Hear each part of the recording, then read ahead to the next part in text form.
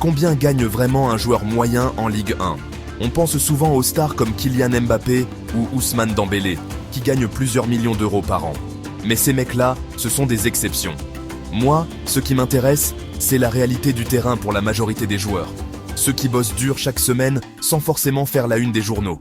Aujourd'hui, on va parler chiffres, on va parler business, on va voir la réalité des salaires pour un joueur moyen en Ligue 1. Alors, on rentre dans le vif du sujet. D'après les chiffres récents, le salaire moyen en Ligue 1 tourne autour de 100 000 € bruts par mois.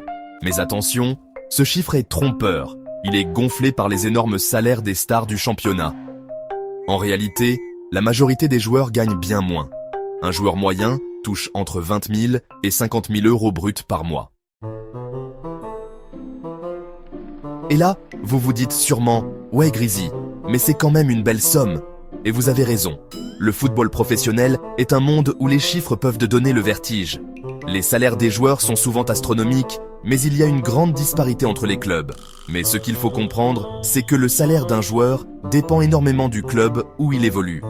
Les clubs les plus riches peuvent se permettre de payer des salaires plus élevés, tandis que les clubs plus modestes doivent gérer leur budget avec plus de prudence. À Paris, Marseille ou Lyon, les clubs qui jouent à le haut du tableau, les joueurs ont des salaires plus élevés. Ces clubs ont des revenus importants, grâce aux droits télévisés, aux sponsors et aux ventes de billets. Ils peuvent donc attirer des talents de classe mondiale. Mais dans des clubs comme Clermont, Metz ou Le Havre, un joueur moyen peut toucher entre 10 000 et 25 000 € par mois. Ces clubs ont des budgets plus restreints et doivent souvent compter sur la formation de jeunes talents pour rester compétitifs. La Ligue 1 est un championnat avec un énorme écart salarial. Certains joueurs gagnent plus d'1 million par mois, ce qui leur permet de mener un train de vie luxueux. Ils sont souvent sous les feux des projecteurs et bénéficient de nombreux avantages, tandis que d'autres touchent parfois moins de 5 000 € par mois. Ces joueurs doivent souvent faire face à des défis financiers et ne bénéficient pas des mêmes opportunités que leurs homologues mieux payés. C'est la dure réalité du foot pro. Les différences salariales peuvent être choquantes, mais elles reflètent la diversité et la complexité du monde du football. Chaque club a ses propres défis et opportunités, et chaque joueur doit naviguer dans cet environnement unique. Bon, on a parlé chiffres bruts, maintenant on va parler vrai pognon. Les chiffres qu'on a vus, 20 000, 30 000, 50 000 €, c'est en brut. En France, les joueurs perdent beaucoup d'impôts et de charges sociales. Un joueur qui touche 30 000 € bruts par mois va en réalité recevoir entre 15 000 et 18 000 € net. Pour les très gros salaires, c'est encore plus imposé, surtout avec la taxe des hauts revenus. Mais attention, l'histoire ne s'arrête pas là. En effet, le monde du football professionnel est bien plus complexe et lucratif qu'il n'y paraît. Parce qu'en plus du salaire fixe, il y a d'autres sources de revenus pour les joueurs. Ces sources peuvent considérablement augmenter leurs gains annuels. On parle des primes de match, des bonus de performance et des contrats de sponsoring. Ces éléments sont essentiels pour comprendre les finances d'un joueur.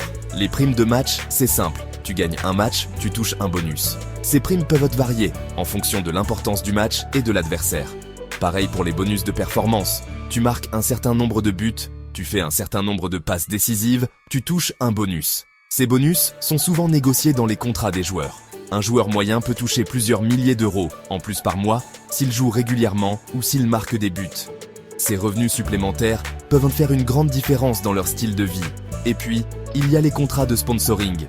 Ces contrats peuvent être extrêmement lucratifs et sont souvent une source majeure de revenus pour les joueurs de haut niveau. Certains joueurs ont des contrats avec des marques qui les perdent pour porter leurs vêtements, utiliser leurs produits, etc.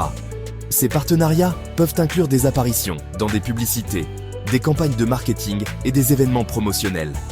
En fin de compte, les revenus annexes peuvent représenter une part importante des gains totaux d'un joueur, rendant leur carrière encore plus lucrative.